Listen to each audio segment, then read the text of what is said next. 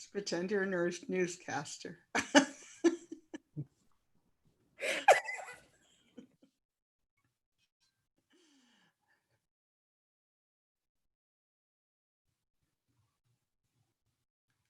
Good morning. I'm Meg Riley here in Minneapolis, Minnesota, and you've joined us for another episode of The VUU. We'll be talking about UU the vote today. But first, let's have our regulars introduce themselves. Aisha Hauser, how's life in Seattle? Well, see, we got a tweet mention from the occupant in the White House because Seattle created the Capitol Hill unoccupied zone known as CHUZ around here. So people are psyched. I think they had an outdoor, it's only about 3 or 4 miles from my house. They had an outdoor movie last night. So we have a little, I don't even know, maybe it is headquarters of Antifa. I shouldn't even say that because I'm trying to be funny and probably it'll get tweeted, but it's, so there's been, the police here have been terrible. The mayor here is awful. One of the city council people let people in with her key. I'm like, oh, city council people have keys to town hall and they could let hundreds of protesters in. So Seattle's cool. We're, you know, aside from its anti-Blackness, which is awful, in some ways it's like radically wacky. So, and the weather here is gray. So that's me. Christina, how are you? Hi, y'all. I'm Christina Rivera. I'm coming to you from Charlottesville, Virginia, where it is so hot, humid, muggy, yuck. Just, these are the days where I'm like, now, why are we living in Virginia again? Anyways, we're doing well, and we are coming to you from a state where people are taking down the Confederate statues left, right, and center. It has been just such a gift and wonderful thing to watch happen.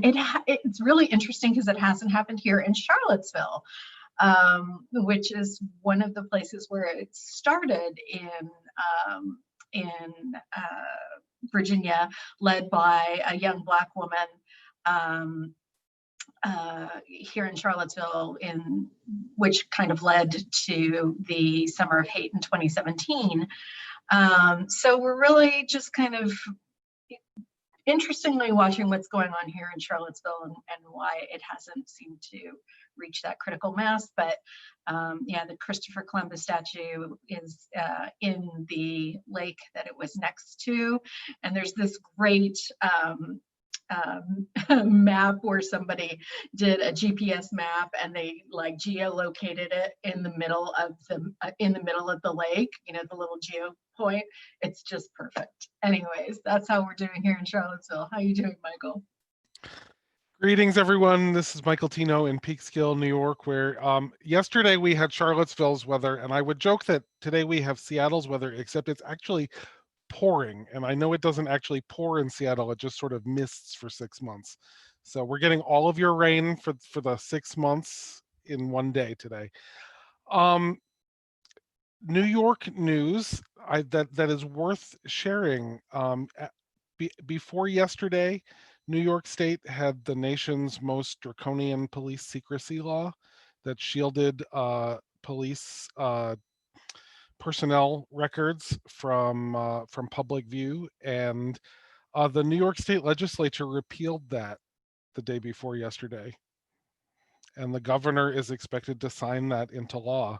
So New York, whatever state is next on the list, now has the most draconian police secrecy laws in the country. So there's things happening that are good in New York too. As a New Yorker, I want to say that I'm really scared for what's happening in lots of other places in our country with regard to this pandemic. I live in the county where things broke out on the East Coast, and I do not want any of y'all to have refrigerator trucks pull up to hospitals or anything like what we had here, and it scares me, and it pains me to think that you might. So on that lovely night, how are things in Arizona, Lori Stone? Hey everyone. We are getting close here in Phoenix to running out of ICU beds. Our largest health network banner is sounding the alarm. So we opened way too early and we are not observing social distancing now that we are semi-open. So that is alarming for me. We also have protests in solidarity with the George Floyd protests that are around the country. And we have, people may not be aware of this, but Dion Johnson was killed the same day that George Floyd was here in Phoenix by the DPS out on the highway in the Phoenix metro area. So we have had protests for that as well, at least a dozen in the last 10 days. So it's been very volatile here. And of course, the weather is sometimes been up in 110, 111 degrees. So really, my job has been locally to bring ice and water wherever it is needed. Supply chain logistics has been part of it. So I will be tweeting today on our Twitter handle and in the live stream chat on YouTube. You can find us there, and also on Facebook. If you want to ask a question to our panelists, YouTube chat is the right place to be. So find us on YouTube and you'll see that we are live. Oh, and we already have 59 people joined us there. So that is awesome. Did you want to mention Spotify? Sure. The VUU is turned into a podcast after we live stream, and it is available from our website. You can always get it there, but you can also now get it on Spotify. Yes. It's been on iTunes forever. It's been on Stitcher and lots of little podcast places, but Spotify was one we hadn't got it up and running there yet. So you can go look for the Church of the Larger Fellowship or the VUU, VUU, and find us in podcast on Spotify. Thanks, Lori. There's so much going on in Minneapolis. I just don't even know where to start, but I have good, amazing activism as always. I love seeing some of our wonderful local resources shared with the nation. You know, Unicorn Riot was in the New Yorker, Miski Nora was interviewed on Trevor Noah. Just, you know, I like us being out in the world for the great things that are here, as well as for the really horrible, horrible things. So, so I wanted to say that, and also to just name that yesterday, activists from the American Indian movement took down Christopher Columbus over at the St. Paul Capitol. And I was listening to tape of them doing it, and they said, "He's gone and we're still here." And I love that. So anyway, so yeah, so much. But UU the vote is so relevant to all of this. We're not going to say that any particular presidency brought in white supremacy to the U.S. unless we go all the way Meg, back. can we offer breaking news first? Breaking news. So the highest honor a religious educator can receive is the Angus McLean Award. And the 2020 recipient is Christina Rivera from Charlottesville, Virginia. Woo! Congratulations, my sweet Christina. Yay! Yay! 2020 Angus McLean Award winner, Chris Rivera. Okay, news is done. That's pretty exciting. I'm sorry, I forgot to ask if there was anything else in the UU world that we wanted to mention. I was going to say that CLF had our annual meeting last night, and among other things, passed a resolution. Lori, I think people who are listening later won't be able to see this, but can you post it and I will read it?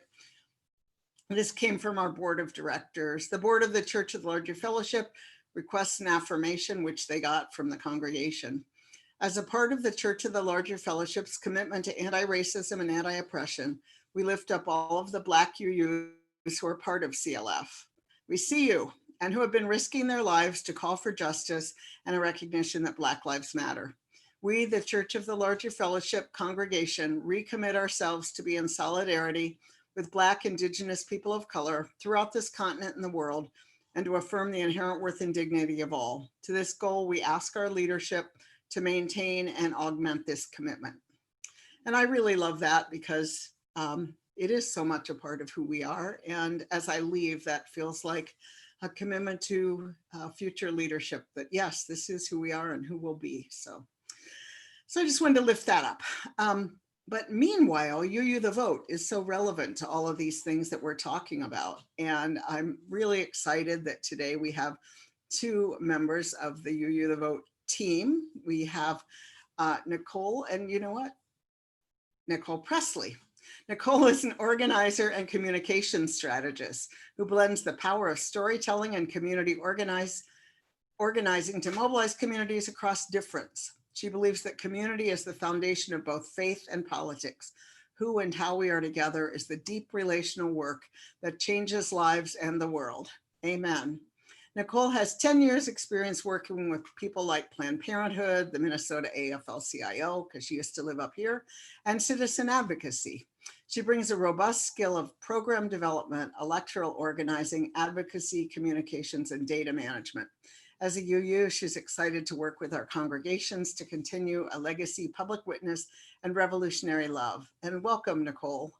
And I understand that you fled Minneapolis and headed for Atlanta. So that's great. Nicole holds a degree in African American Studies from Northwestern. She is an ardent WNBA fan. Sorry, I'm so bad with sports. Is that basketball? I'm just like, anyway, great, good for you. And so anyway, she is on leave from her position as the Director of Communications and Marketing at the UU Congregation of Atlanta. And we have Nora Rasman, familiar to many of us because she was formerly with the Side with Love campaign.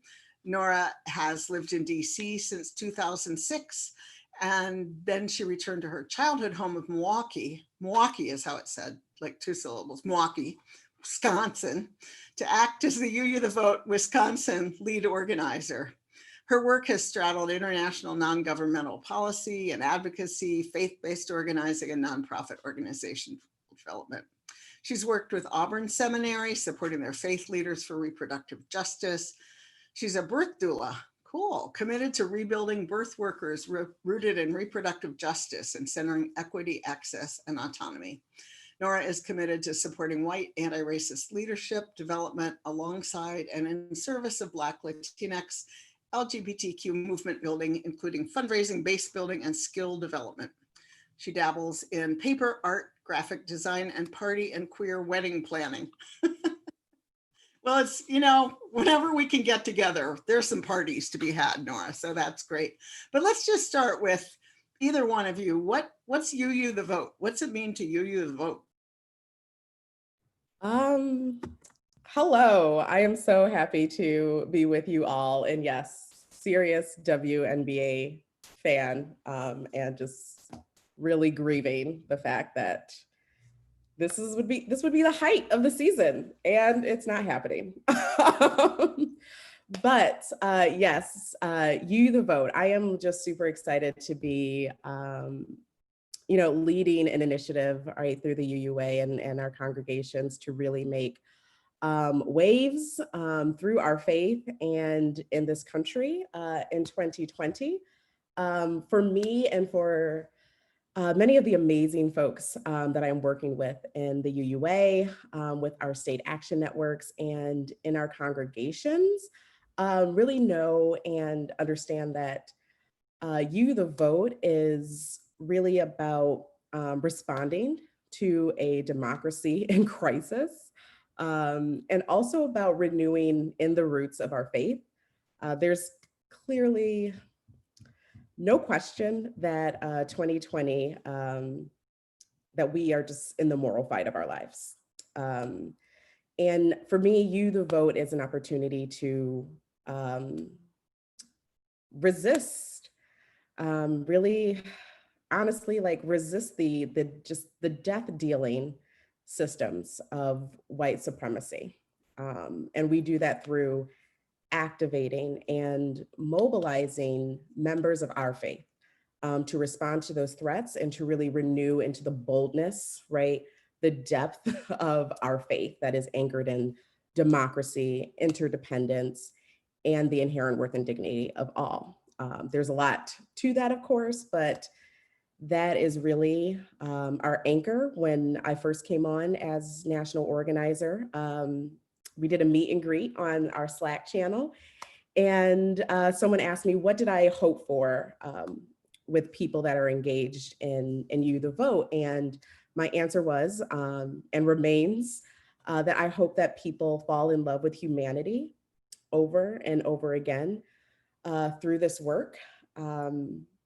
This campaign is, in many ways not about winning. It is, right? It is nonpartisan. We do, right? We don't, and we can't have a candidate. It is really about transformation of this country, of our faith, right? We are talking to folks, we are mobilizing folks. And I think electoral work has an amazing place, right? There is a history of electoral activation and mobilization that has facilitated transformation on the individual level, but wild transformation in this country. And that is what You the Vote is, and that is what You the Vote seeks. But I will pass to Nora if she's got a little something to say. Before Nora comes in, because I really want to hear what Nora's doing, but you're in Georgia, where we have just this week been seeing, speaking of historic, current day poll taxes at work. I mean, we're just seeing voter suppression at outrageously visible and non-subtle levels. And I wonder what you see as the antidote to that, and how the local organizers are responding, and just what you're seeing. Yes. Georgia. So Bless their hearts. yes, exactly. We know what that means. There's so much to say about Georgia right now. What I will say is, we all know the 2018 story, right? We know what happened in the midterm election, where we had a candidate also preside over the elections, right? A clear conflict of interest. We know that that candidate had purged nearly 500,000 votes, folks from the rolls. We know that we had ridiculous policies and procedures that experts had said is voter suppression and actually does not protect, right, the vote, exact match, where we know that mostly Black and Latino folks are prevented from voting because their names, right, don't fit in the literal boxes that they give you when you register to vote. We know that, right, purging folks, that the use it or lose it ridiculous doctrine of if you don't vote, then you lose the right to vote, when that exists nowhere in the rest of the rights in this country. And on election day, what we saw, and what I saw for myself after waiting 3 hours in line in Brookhaven, Georgia, was that, I've been talking to Nora, and we were talking about that image that came out of the Wisconsin primary, where there's a Black woman holding a sign that says, "This is ridiculous." It is absolutely ridiculous, but it is also absolutely intentional. And Georgia has had every opportunity to do right. When they sent ballot requests, they could they only sent it to active voters. So knowing let's just make sure those folks that don't necessarily vote all the time don't get it. Then I believe there were issues with the address to the Board of Elections, right? There was a mismatch, or this isn't my Board of Elections. Do I send my absentee ballot here? Then folks requested their absentee ballot. And what we saw there is, one, folks not actually getting their absentee ballot, or two, getting their absentee ballot with incorrect instructions. Where our, Secretary of State was basically we're doing the best that we can. Who cares? You all need UN observers. Stacey Abrams came to Seattle when she was promoting her book and her voting rights initiative, and she said, "I lost the election to a Disney villain," which is hilarious. But she talked it's so intentional, and we're watching it happen And I really am, I mean, it's funny, but it's not, because I think actually Jimmy Carter said that, like, Georgia needs UN observers to make sure, more than Georgia, Wisconsin. I mean, because this is now clear what the plan is. Just screw up people's even ability to vote and then pretend you won. So, sorry, I didn't mean to cut you off, but Oh, no. Disney villain is so perfect. No, it is absolutely perfect, right? And it was, seeing voter suppression in Georgia is just absolutely devastating, because we know, like, they tried to attack polling places in, Black and brown communities. We're going to just, close these ones and keep these ones open. We see that there are counties where you have, tons of, voting booths and a tiny population, but somehow Atlanta, right? The Atlanta metro always has an issue, right? That's where the lines are. So it's very, very clear. But I do want to, we talk about all the problems, but what is amazing is the robust network of activists, volunteers, like lovers of justice and democracy that are doing the work to protect our democracy at every step and at every level, right? So I know here in Georgia, we've got a statewide team of awesome folks that have been making calls to voters, letting them know how they can request their ballot, letting them know how they can vote by mail, letting them know where their polling place is, when election day is. But we're also, right, doing the work. Many folks on those teams, right, have also been poll workers, making sure that when people arrive on election day, that whatever it requires for us to vote, we will give it. You're going to be in line for 3 hours. Here's water, right? Here's snacks. Here's a seat, right? Here's observers letting you know what your rights are so that you don't drop out of line. And that was one of the saddest things, is to be in line and then just seeing the folks that, like, are giving up. And there was a point at which, like, everyone that came out after voting, right, there was an eruption of applause and clapping, right, and encouraging folks to just, like, hold on. And so here's what I know is that, like, the people got it, right?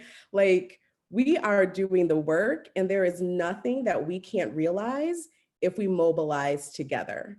And that is what kind of keeps me going with VUU the Vote, despite all these systems that are really just trying to strip, particularly, right, like my community, of agency and self-determination.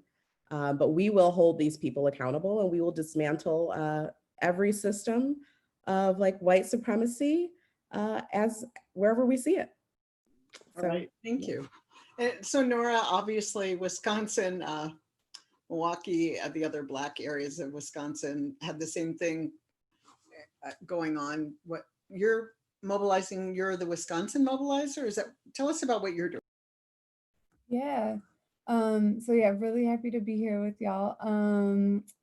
So yeah, I am based in Milwaukee, which is, as Meg said, where I'm from, and have just had the grace and love of people to welcome me in at a wild, wild time when people are, in the streets every day, on, like, many, many mile-long marches with folks coming out of their house, being led by Black youth and young adults, and flexing pressure on the city, and then figuring out what we learned in April here for the primary, and what that means for our next primary, which is August 11th here. So a lot of the things that Nicole shared happened here as well. So whether it's the mass purge lists, here in the city, there's typically 180 polling locations, and under the guise of protection from COVID, they consolidated that to 5 polling locations in the whole city. So you can imagine those are really long lines. People were waiting for many, many hours, and because of a lot of back and forth and a lack of political will, both by the Republican-led legislature, but also not a lot of Democratic pressure from our governor, there wasn't a mass effort to get people paper ballots immediately. And so as we look forward, I think some of the things that are deeply inspiring are similar to Nicole, the creative ways that people are being aware and mindful of the fact that the global pandemic does continue. Milwaukee, like many places everywhere, is disproportionately, Black communities are being impacted because of the divestment of healthcare systems. and lack of testing here. And so how we hold that this continues and the pandemic continues and we are going to have more elections. And so folks are doing really cool stuff like there's a group called Supermarket Legends that typically does voter registration in neighborhoods in Milwaukee at grocery stores that are pivoting to be putting absentee ballot applications in all grocery bags so that people take them home and that there's a no touch. I had a conversation with someone yesterday that's planning to start doing voter registration at actions around town and figuring out what's the process to just be in the streets with people in a way that is rooted in long-term base building and trying to find a way to, really combat some of the transactional ways that electoral work has existed. And then, of course, there's like lots of opportunities for us to be putting pressure on our city councils and boards of elections and figuring out like what are the actual leverage points where we each live to figure out combating some of the voter ID laws that we know have been put in place around, to create additional barriers and more voter suppression, but also just making sure people know that the laws are changing quickly. And so I think for a lot of this, the need for mass public education for how these things are changing is important. Kind of like zooming out from the Wisconsin specific stuff, but just to like Nicole's comments earlier, I think part of our work for UU the Vote for her and I, and then like the broader team has been like, how do we put some tofu on the bones of like what UU the Vote actually means? Because I think as someone who has worked in UU context in the past, I think some of the broadness of our attempts, we're not precise enough to actually talk about, we actually do have values and like they are very particular and we do need to be specific, and we are talking about getting behind candidates who are willing to confront white supremacy, but we're also talking about we want to hold people accountable once they're elected, regardless of their party. And so how we create the muscularity for people both to go hard towards November, but whatever happens in November, we know that we need the same level of energy and accountability post-November, and particularly for those of us who are white and or down with kind of the Democratic establishment. Like we need to actually heed and follow the lead of the Movement for Black Lives and Black organizers that are saying, regardless of party, the system is not functioning, and we need to be like digging in our heels to make sure that it crumbles and we like can create this new world that is like being created in all the places that we're calling in from today, right now, right? And so like let's get in line and let's invite our people into it. And then one of the things that Nicole and I have been talking about, I think a lot over the last few weeks, is like the opportunity for personal responsibility for learning, particularly for those of us who are newly getting activated. And that work shouldn't happen alone and in isolation, but I think there's an opportunity to build some of the spiritual resilience that we hope to offer, not only through the Vote, but like more broadly as a faith tradition. We do have something particular to say, to offer to people. And also, as more people are coming in, I think that the discernment that people use for how they're doing their unlearning is really necessary in this moment to stay in it for the long haul. So one of the questions that we have in the chat is people asking how they can make a difference, with their local election boards, like the local board of elections. So I'm wondering if you all have any advice as to how people can use the vote, like very specifically in their local elections. So that is a great question. Especially off of what Nora was talking about, right? Like this is a nonpartisan, right, electoral initiative, and what that means is that we have an opportunity we talk about having these values-based conversations, right? Everything, right, in politics starts with a conversation. So yeah, like the first part is like knowing who are the players, right? Like who is holding the power locally, and then talking to somebody about it, finding out who's already in the conversation, right? Like, do a Google, do a Facebook search, right? Like, there's many resources right now on local things, on the Movement for Black Lives website, right? So like, find out who's messing, right, with your agency, with your justice, with your community. Find out who's already doing the work, and then start talking to people. We can actually mobilize, right, a huge base of folks that care about values, right? It has been done before, and say, hey, we will hold you accountable, right? That means we are not for you. So if they're already in office and maybe they don't have an election, you put that pressure on them, right? If they are, if there are folks that are up for election, you talk to their constituency and say, like, is this what we want, right? You show up to your town hall meetings, right? When people are having candidate forums, don't be silent, right? Say what you need and bring those people along. I know folks in Phoenix, right, under the amazing leadership of Janine, and the UU State Action Network in Arizona, have just been getting folks to make public comments, right, at their city council hearings to defund the police, right? We see that it's possible, right? I think that a lot of times that we are principled people, but sometimes we like to be a pragmatic people. And that is not, now is not the time. Right? There are, of course, risks in what we do, but there's also a space for imagination, right? If we do not imagine a new world, we will not call it forth. And we can't do that imagination, that imagining, without being in conversation and being in relationship with people, right? We literally don't have a faith without relationship, right? That is the anchor of Unitarian Universalism. So go be a Unitarian Universalist. Do that.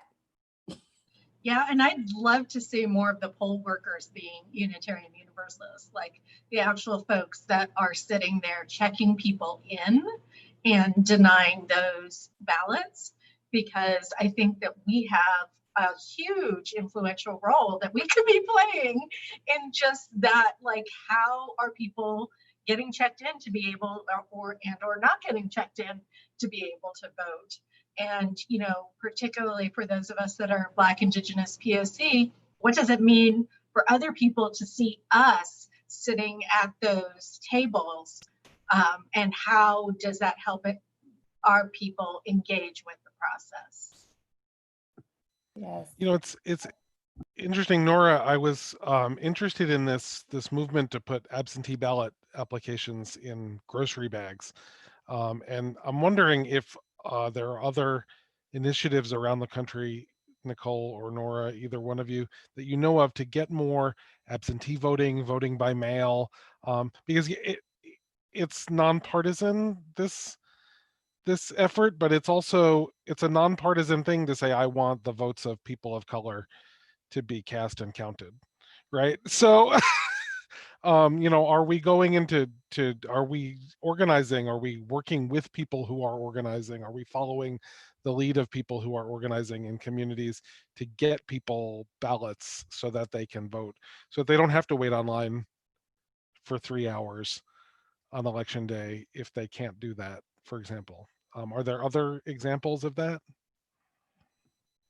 Totally. Yeah. I mean, here in Wisconsin, a barrier is the state legislature actually is probably going to stop some city electoral decisions that have called for all ballots to, not even ballots, it's the application for the ballot. So I think Washington is the only state, and maybe Aisha, correct me if I'm wrong, that actually has vote by mail as an option. Oregon and Minnesota. Yeah. Minnesota. Okay. And many counties in California now too. So Cool. they're But moving I think there. even with that, we see the ways that voter suppression happens for like the rollout, the ways that, addresses are being used as an excuse. And like, But I do think that there is a national effort that I know Michelle Obama and many other visible celebrities have gotten behind, around like all vote by mail for November.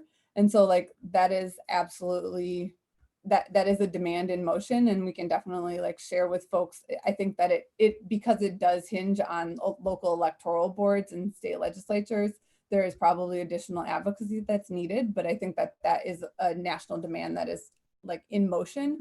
Can I ask a question about vote by mail? Because we've heard about places where ballots end up not opened, bags of ballots.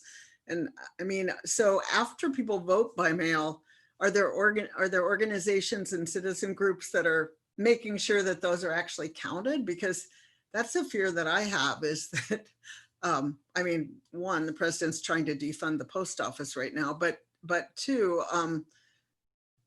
what guarantee do you have that the votes are actually counted when they're voted by mail? Is there a movement about that too? I just feel like we have to protect every single piece of this. Ooh, amen. So one, right, we need to protect, especially when folks, right, do all the work and clear all the hurdles to vote. We have to protect that. I have a couple things to say to that. One, sadly, a lot of that work is done on the back end through lawsuits after the damage has already been done, right? So we know, like in Georgia, we're working with New Georgia Project, right? An organization, you know, launched with Stacey Abrams to contact voters, but these organizations stay in the courts, right? Which we know is another battleground, right?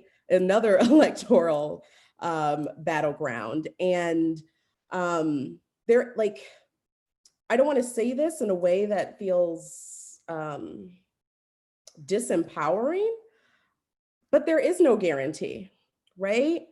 And there never has been a guarantee, right, in our history in the US of freedom, but there were people who imagined that something could be different, right? Like before we got the 13th Amendment, right?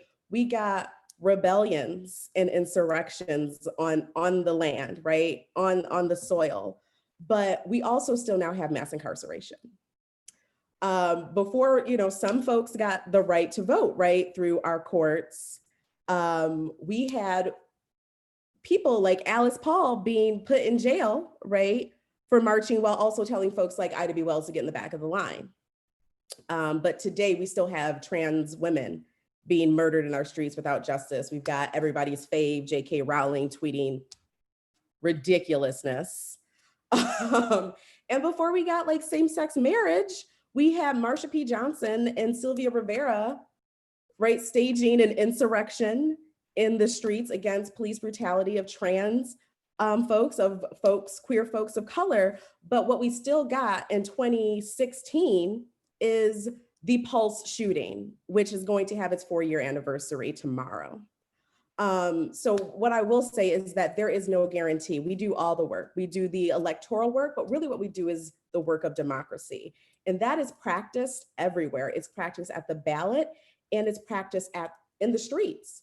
And so I believe that right now that these uprisings, right, are the fundamental root of democracy. And that is what the vote is about protecting democracy at every step. And clearly electoral work has been critical to revolutionary transformation in this country. Like my patron saint, Fannie Lou Hamer, like if it was good enough for her, it is good enough for me. And so as I think about all the doors I used to knock on in Minneapolis and in St. Paul, in St. Cloud, all the places in Minnesota, still got love for Minnesota, is I would knock on so many doors and they have this plaque, right, that said, it's, you know, as for this house, we worship the Lord, right?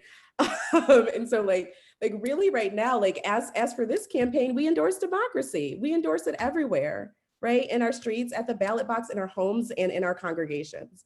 So it's not the outcome. Democracy is not just the outcome, but it is the practice. And here in Seattle, we had our last was it last year already? The city council race where we have an avowed socialist, Kashama Sawant, who's pretty controversial in her own right, was running against a dude who was financed by Jeff Bezos, who has like all the money there is to have in the United States. And so I was watching to see how this would play out, because we're told that all you need is a lot of money and you're going to win. Well, the dude lost, and really it was kind of a FU to Bezos, because he doesn't have quite a lot of fans here in Seattle, except for the people who work for him, and even they're not fans. They just have to keep quiet about it. And so I think don't be intimidated, and everything you're speaking to, Nicole and Nora, is we can't be intimidated, and it doesn't matter how much money people have. And yes, sometimes we're going to lose, but we're also going to win sometimes. And so that election was so here in Seattle. I thought for sure that, he's got all this Bezos money, but dude lost. So let's keep our imaginations open and wide, and just keep putting the pressure, Thank you for your work. We've got a lot of people online asking specifically about what congregations can do. What's the ask that UU the Vote, the national organization or the statewide organization, has for our congregations? And I'm hoping you can get into that a little bit, because there are 3 or 4 people now asking online about it. Nora, you wanna start with that? Yeah. And just to go off of what I said, but I will answer the question. I think one of the questions that I'm really sitting with, and have learned so much from Alandria Williams, our co-moderator, and other folks who hold leadership positions at places like Highlander, is like, are we really willing to contend with and hold co-governance? And like, what's the spiritual mandate, as Song says, of like us contending with and holding power? Because I think as we, like, many of the folks on this call are like living in places with really rad people who movement ran as candidates, right? And then we see once they're elected, we actually then have to hold them accountable because of how structures of power and domination manipulate people and force people who are really awesome to make compromises and like harm our communities. And so I think a question is like, what is required of us to actually think about our relationship to power, not only as gatekeepers in whatever structures of power, the nonprofits we sit in, our congregations, our own interpersonal relationships, but also how are we willing to fight these structures of power and domination, and actually like both bring in leaders that represent our values, but also then hold them accountable, because we know the system makes it hard to lead. So where are we as UU the Vote? So on May 12th, we had a couple thousand folks join us for kind of a relaunch for a gathering that was called How We Thrive, where we set out kind of the tone and pathway forward for us as UU the Vote for the year ahead. We're seeing our work as structured within 3 primary buckets or themes. And so those are act local, which is really about the like rooting in the place that you're in, doing the political assessment for who's already in motion. What does that mean for the types of partnerships that you're wanting to build? Go all in on democracy. And so in the way that Nicole has so beautifully explained democracy, not only as us voting, but us understanding how are we creating democratically rooted principles and ways of being in our relationships, in our organizing, as well as, yes, definitely voting and making sure that we are confronting barriers to voting. And then like building spiritual sustenance. And that's a piece that I think as faith folks, the idea that our spiritual practices live separately, especially for those of us who are white, that is different than our justice work, I think is something that we're trying to contend with and weave into our work, the spiritual grounding. So that's kind of like the meta. And then we do have some like really rad partnerships that we're rolling out. And like as UU the Vote launched, before Nicole and I both joined the team, there really was an effort to both honor that there are a lot of like meaningful relationships that a lot of congregations or state advocacy networks already have with people doing voting work. And so like we want to like recognize, support, and celebrate that. And like, we are not telling people to stop doing that, because the goal through this work is that we build deeper relationships with organizing, and that we actually come out on the other end with more organizing skills that we can use both towards electoral ends, but also towards long-term movement building. So that's kind of how we got here. I don't know if you want to talk a little bit about some of the news, Nicole. Oh, of course. Who doesn't like good news, right? And I want to really note that this is, right, like a part of like the best way and always the most exciting way this type of work is done, because we know that when COVID-19 hit and a lot of our congregations and state action networks scrambled and said, well, how are we going to do this work? Because we are determined, right? We are committed. That a lot of folks start sending postcards and making calls to voters with an organization called Reclaim Our Vote. Right. So like, as we were in conversation with our congregations and state action networks, while we were pivoting, we had a massive amount of UU sending tens and thousands of postcards to voters in places like Georgia, North Carolina, and Texas, and making calls. So because of like the sheer volume and will and grit of the folks in our faith, it actually really forced a conversation with the UU the Vote effort and Reclaim Our Vote that facilitated a national partnership that I'm super, super excited about. And what we're doing with that national partnership is we're going to be rolling out at General Assembly. It is coming up. A big goal for mass mobilization, right, to activate voters and combat voter suppression in Texas. So at General Assembly, we will have around the clock phone banking to talk to voters in Texas with our partners, Reclaim Our Vote. And the leader of that effort, Andrea Miller, will be a part of our training that's going to happen on the first day of General Assembly. And we're going to have folks making calls throughout General Assembly. And our goal is to reach 100,000 calls to Texas, right? To make sure that in Texas, in this time, in 2020, we make a difference and create an opportunity to vote love, right? And defeat hate. And the way we're going to do that is by also everyone getting involved where they can get involved. So yes, build a team in your congregations, but what I need you to do right now, because we need a mass group of volunteers to make this happen, is to get involved with VUU the Vote today and dedicate your time and talents to this work. So if you've got your phone out, what we need you to do is to get involved today and text VUU, VUU, to this number, 51555. Text VUU, VUU, to 51555 and get involved today. We are rolling out some volunteer opportunities. We're going to get you involved in those phone banks at General Assembly, and we are going to carry this effort into 2020 and beyond to vote love, defeat hate, and really continue those partnerships and relationships that are going to transform our faith and this country. I can see we're all doing it. You've got 4 or 5 of us right here. And then text it to a friend and tell them to do it too.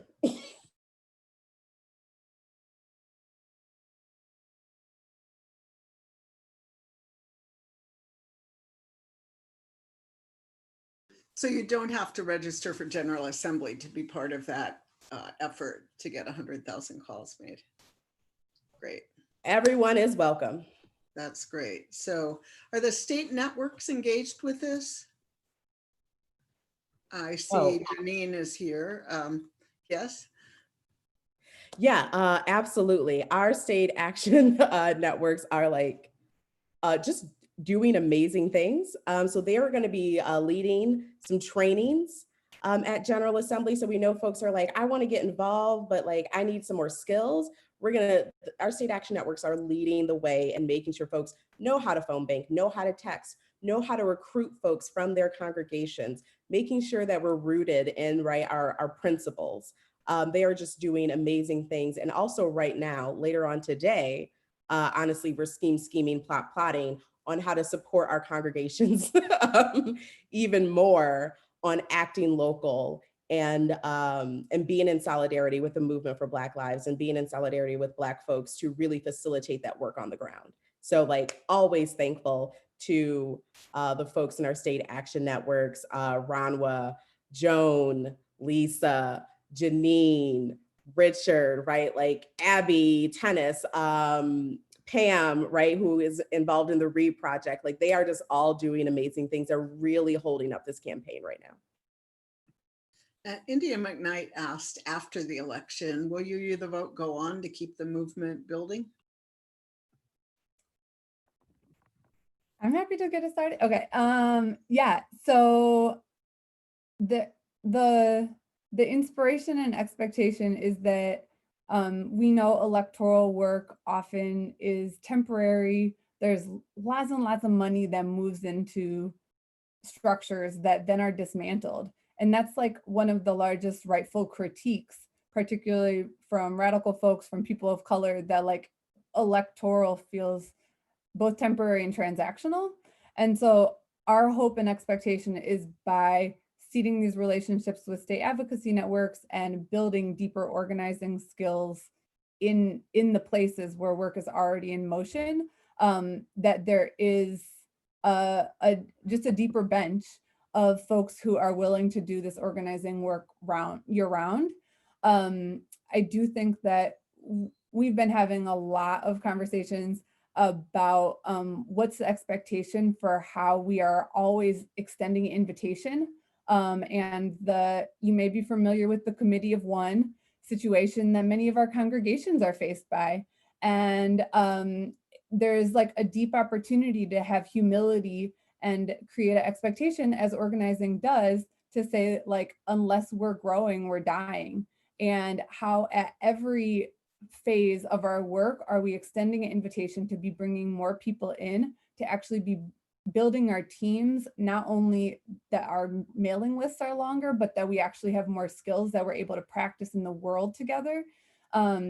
And that like to actually be able to do the long haul work, we really need, like Song says, more of us and more from each of us. And so I think the long and short answer to India's question is really that like the hope and expectation is that our congregations, our state advocacy networks, and the UUA make an investment in longer term organizing work that is maybe bigger and deeper than we've ever done it. And that we need staff, paid long-term staff, to hold some of the like state and national organizing work. Amen. Ashe. Maybe so. I'm so excited to hear all of that. That's all I came here to say. That's it. That's the whole tweet.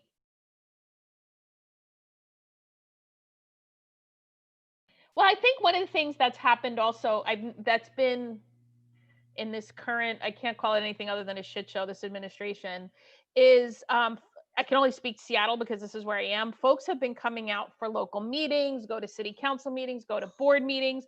So at least here, with all its imperfections, there's been a constant keep going, keep doing this since the election.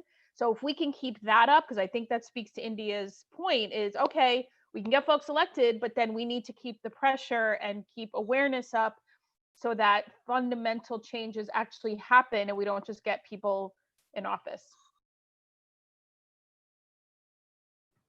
Yeah, right. We just have to keep going. And that was honestly like a real hesitation of mine when I came on board. My first day, I think, was March 31st or something. And I was just like, how am I supposed to do this during COVID-19? And how am I supposed to tell people that, yeah, we still have work to do when honestly, right, we are in deep grief. I have lost a family member to COVID-19, right?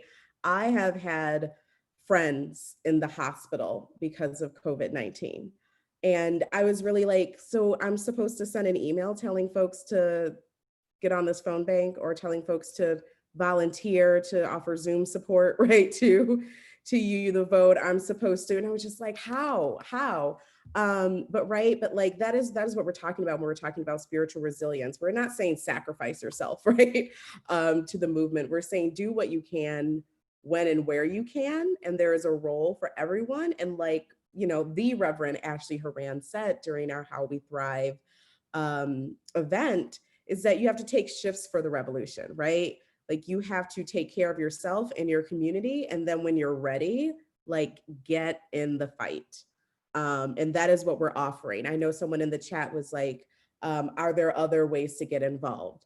And I want to say one thing: there are huge, important tactical reasons for the work that we do.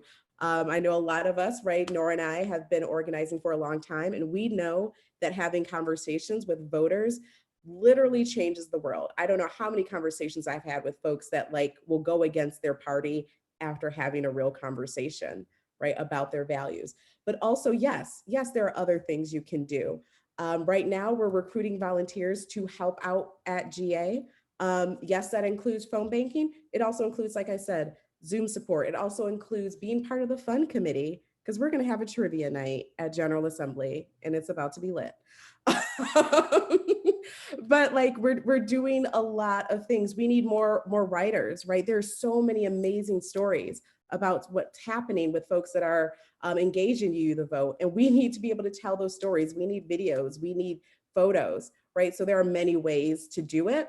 Like I said, if you text VUU to 51555, we will let you know all of those opportunities to get involved. One thing I just want to add, and I think Nicole kind of pointed to it earlier, that we are in deep convo with our SANs about like this moment is deeply meaningful and like requires a response from each of us. This, you know, the national uprising that is going to create a different world for us and our grandchildren actually requires us to pivot in many ways. And so some of the work that we'll be doing is also pointing people to what are the demands connected to defund police in live right now. That means we can target our district attorneys and our attorney generals, and who are the electeds that are sitting right now that actually will have an outcome, you know, in this moment and through the election. So stay tuned as we continue to, you know, plug into the Movement for Black Lives upcoming week of action during Juneteenth and beyond, because there's lots in motion. Thank you so much. Speaking of deep conversation, thanks to all the people who are engaged in deep conversation during this. And Nicole and Nora, thank you so much for the work and the ongoing commitment to the work. I think that means a lot to people. Speaking of voting, Michael Tino. So, you know, it occurred to me and Meg as the ordained ministers here that the UU Ministers Association is starting our annual business meeting this afternoon, and we'll be voting on revisions to our guidelines and ethics standards that were called for by many people from marginalized communities and people with less institutional power in our association. And there are people actively trying to weaken those guidelines to make them stay harmful to people in marginalized communities. And so ministers, show up, vote, and vote no on the amendments, please. This thus endeth the editorial. Thank you so much. Next week, we'll be back once more with the Commission on Institutional Change. There are lots of links posted from this conversation, including the Movement for Black Lives Juneteenth action coming up. And stay tuned and stay connected to UU the Vote for connection to the movement. Thank you so much, Nicole and Nora. See you all next time. Thank you. Thank y'all.